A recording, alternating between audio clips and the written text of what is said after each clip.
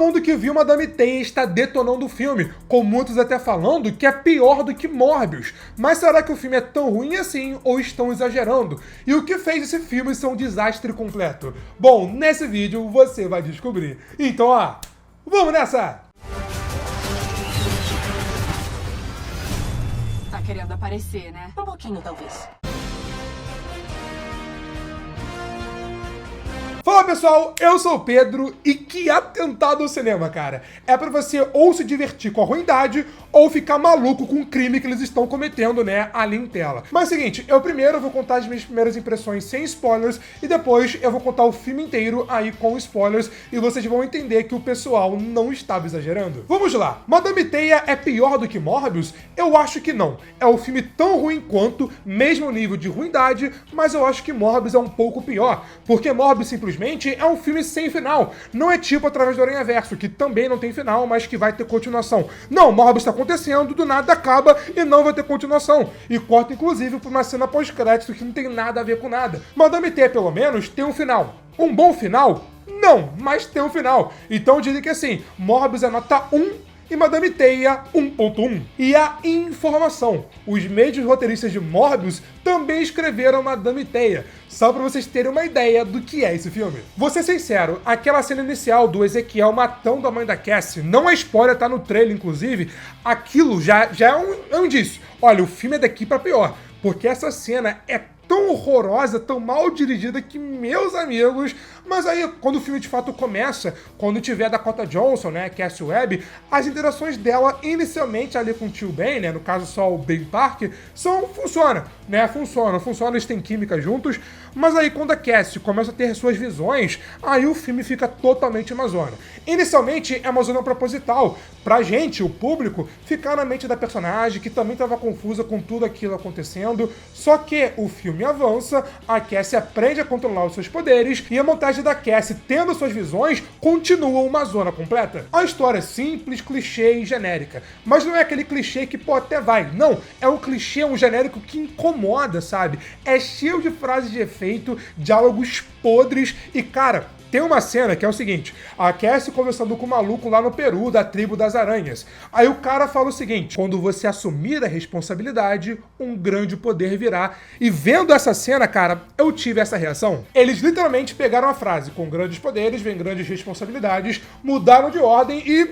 foi assim, sabe? A Dakota Johnson, que com todo respeito, eu espero de verdade que ela tenha ganhado um cheque gordo, que o boleto que ela pagou tenha valido a pena, porque aqui nesse filme, meus amigos, ela atuou muito mal, o filme inteiro com a mesma cara, com a mesma expressão, ela claramente não queria estar ali. O Homem-Aranha da Shopee tá de sacanagem. Ele normal, né, como Ezequiel, é mais genérico e previsível possível. E o final, cara, a batalha final desse filme é uma zona. É uma salada que você nem entende o que tá acontecendo. Foi tudo gravado no set, né, em tela verde. E tipo assim, pra não mostrar que tem uma tela verde ali, genérica e mal feita, eles escureceram a cena. Ou seja, a cena, que já tava muito bagunçada, uma zona, mal dava pra enxergar. Pelo menos, a sensação que eu tive é que as três ali, as jovens, se divertiram. A Sydney Sweeney, eu acho que se divertiu, eu acho. A Isabela Merced e a Celeste Otto também um pouquinho se divertiram. Mas de resto, claramente, ninguém queria estar ali. Fora que é o seguinte, o filme ele começa por um motivo específico, porque é uma coisa que vai acontecer. E o filme acaba e não mostra essa coisa acontecendo. Não mostra por que essa coisa aconteceu, como essa coisa aconteceu. O filme simplesmente acaba. Tipo... tá ligado? É um buraco no meio do roteiro. Enfim, eu não recomendo vocês verem Madame Teia nos cinemas. Tem várias opções melhores, inclusive um filme da própria Sony, que é Todos Menos Você com a Sydney Sweeney. Cara, que filme gostoso, vale muito a pena assistir. E eu nem recomendaria vocês verem Madame Teia em casa. Claro, é sempre bom vocês verem, tirar suas próprias conclusões e tal, essas coisas. Mas, pô, atualmente tem tanta opção melhor que você parar e perder quase 2 horas vendo Madame Teia e também vendo Morbius, por exemplo...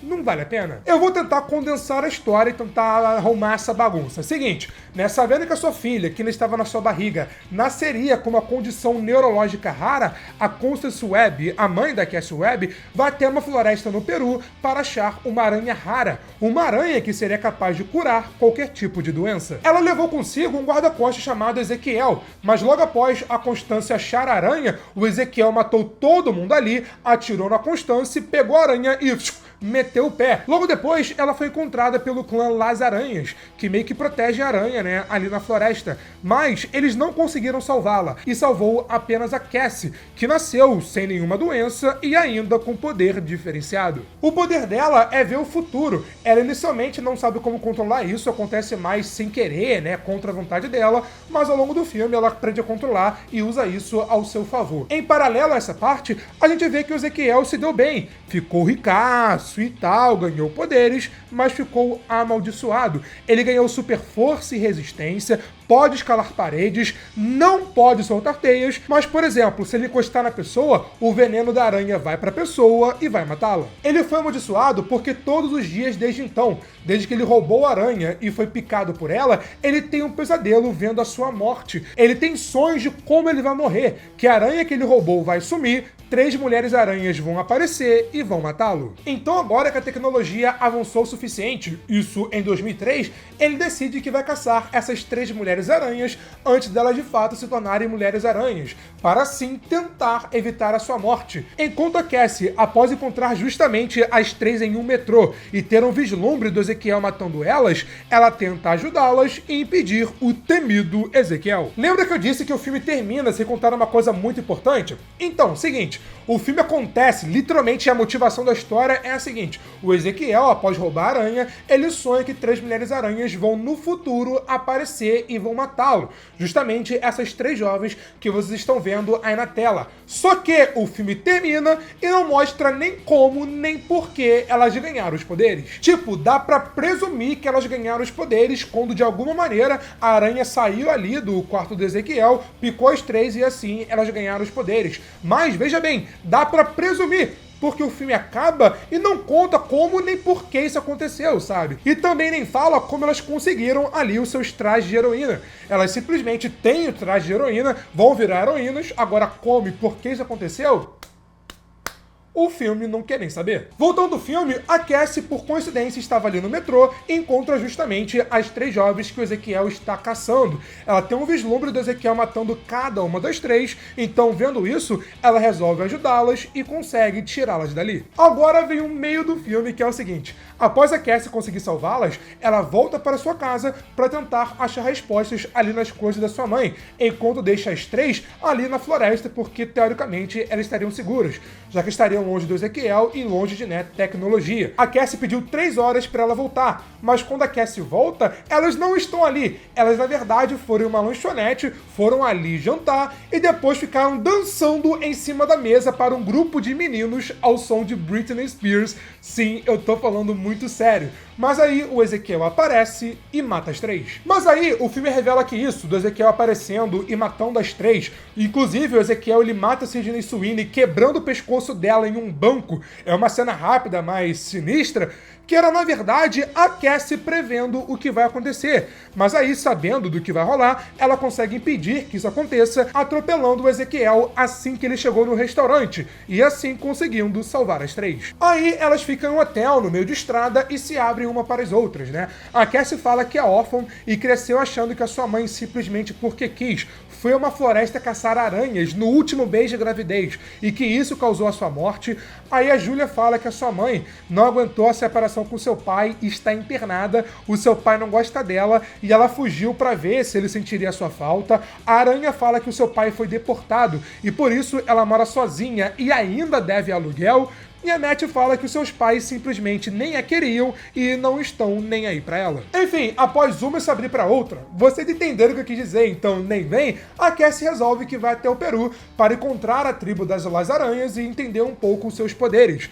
Mas aí, ela deixa as 3 jovens com Ben Parker e com a grávida Mary Parker. Grávida de, né, você sabe quem? E a Mary Parker que foi interpretada pela Emma Roberts. Aí ela vai lá, descobre o passado da sua mãe, que a sua mãe estava lá, na verdade, para achar a aranha, para curá-la antes que ela nascesse. Ela consegue controlar um pouco os seus poderes, entender como funciona, que embora ela não tenha super força e essas coisas como Ezequiel, ela pode usar o seu dom de ver o futuro para acabar com ele. Agora, voltando para as três jovens, simplesmente uma semana após elas ficarem ali com o Ben e com a Mary Parker, a bolsa da Mary Parker estourou. Então agora os 5 vão para um hospital e, usando a tecnologia, que é tipo um olho de Deus de Velozes e Furiosos, o Ezequiel consegue localizá-las e sai para caçá-las. Aí temos um take da Cassie prevendo o que vai acontecer, que o Ezequiel vai aparecer ali, basicamente no meio da Times Square, e vai matar os 5, as três jovens, a Mary Parker e também, né, o Ben Parker. Mas aí ela consegue evitar isso atropelando o Ezequiel antes que ele mate os 5. Isso acontece nessa cena aí. Meus amigos, vocês não estão entendendo. Não é que ela atropelou o Ezequiel tipo como antes, que o Ezequiel tava aqui, ela bateu no Ezequiel. Não foi assim não. Ela conseguiu bolar todo um plano, onde ela foi lá, pegou aquela vanzinha, tipo vanzinha do SUS, sabe? Ela foi no estacionamento, foi no segundo andar, quebrou a barreira e atingiu aqui, ó, com tudo o Ezequiel. Ela foi voando com a ambulância e atingiu Ezequiel e assim, né, conseguiu atropelá-lo. É sério, meus amigos, isso realmente acontece. A Cassie voando numa ambulância vai lá e atropela o Ezequiel, cara. É o famoso ver pra crer. E quando você vê, você não crê. Mas enfim, como o Ezequiel só queria as três jovens porque elas que irão matá-lo, a Cassie consegue fugir com elas e manda o Ben ir para o hospital junto com a Mary Parker, já que a Mary Parker estava, né, em trabalho de parto. Aí a Cassie começa a ter algumas visões de um plano de como ela pode impedir o Ezequiel pedindo ajuda de um helicóptero da polícia. Então elas vão até um armazém cheio de fogos de artifício, saem atirando tudo para atrasar o Ezequiel. Elas chegam ali no terraço para serem resgatadas, mas aí o helicóptero da polícia acaba sendo destruído. Agora, meus amigos, é uma zona. É uma poluição visual tão grande que nem dá para entender o que está acontecendo. Fora que é uma cena muito escura que eu vou tentar resumir, porque é o seguinte: no meio do caos ali, Cassie e o Ezequiel estão meio que uma estrutura quase caindo, meio que um andame, né, virado para baixo, e eles estão caindo, né? Aí a Cassie fala o seguinte para o Ezequiel: você sempre pensou que elas eram seu destino, mas não, eu sou o seu destino. Aí o Ezequiel cai. Agora eu não lembro se ela falou exatamente isso. Você achou que elas eram o seu destino, mas não, eu sou o seu destino. Não sei se foi exatamente isso, mas foi uma frase tão merda quanto. Enfim, o Ezequiel caiu, mas ele não morreu. Mas logo depois, um letreiro ali do prédio que eles estavam acabou caindo em cima dele, e aí sim, o Ezequiel morreu. Caiu um letreiro da Pepsi Cola, e a Pepsi com certeza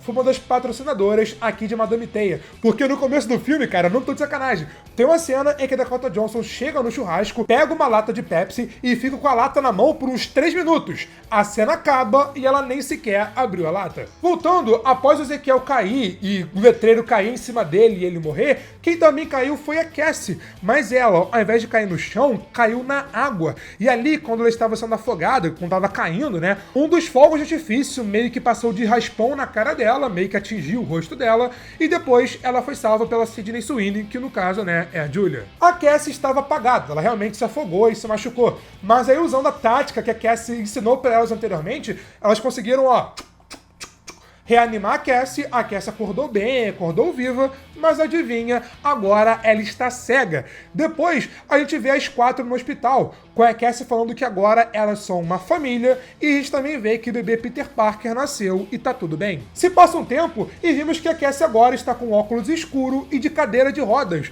ou seja, além de ficar cega por conta dos fogos, né, por conta da queda, ela também perdeu o movimento das pernas, ficando exatamente igual a Madame Teia original, mas no caso, bem mais nova. Como as três não tinham família basicamente, como eu expliquei anteriormente, olha só, até rimou, a Cassie meio que adota as três e fica ali vendo o futuro para conseguir guiá-las. Aí tem uma montagem onde ela diz que viu as três sendo heroínas e salvando Nova York. E o filme finaliza com esse take maravilhoso. E sim, eu tô falando muito sério. Tipo, quando eu vi essa cena final, eu morri de rir no cinema, cara. Porque, tipo assim, eles pegaram essa cena, recortaram o fundo e adicionaram a Dakota Johnson de PNG e usaram na cena final do filme, cara. Não tem jeito. É o selo Transformers 5 de qualidade. E, infelizmente, ou felizmente, Madame Teia não tem uma cena pós-créditos que promete um futuro que não vai acontecer. Pelo menos isso, né, a Sony não fez. E assim, a gente sabe que Madame Teia foi um filme feito ali pra cumprir tabela, pra segurar, né, os direitos do Homem-Aranha ali na Sony. Mas ainda assim, cara, Que filmeco! Beleza, filme de herói, clichê genérico, cansou, ninguém aguenta mais. Mas já que fizeram Madame Teia, por que não fizeram direito, sabe? Por exemplo, Shang-Chi. Shang-Chi é um clássico filme de origem padrão clichê, mas o filme ele se destaca, ele tem originalidade, tem alma, tem identidade. Agora a Madame Teia não, é apenas um filme genérico, clichê, previsível, com roteiro fraco, direção ruim, montagem pavorosa, mal feito e um elenco que claramente não queria estar ali. Vou ser bem sincero, a melhor coisa do filme, na minha opinião, foi aqui a Sydney Sweeney. Eu adoro a Sydney Sweeney, eu fiz esse vídeo contando a história dela, que passei a gostar dela ainda mais, e ter o filme todo Menos Você com ela, que é bem melhor do que essa aberração chamada Madame Teia. Mas outro filme que chegou recentemente nos cinemas e também é muito bom, é que o filme Wonka, que se você não viu, cara, vale muito a pena assistir. Mas foi isso, e eu te vejo na próxima. Valeu, falou e fui!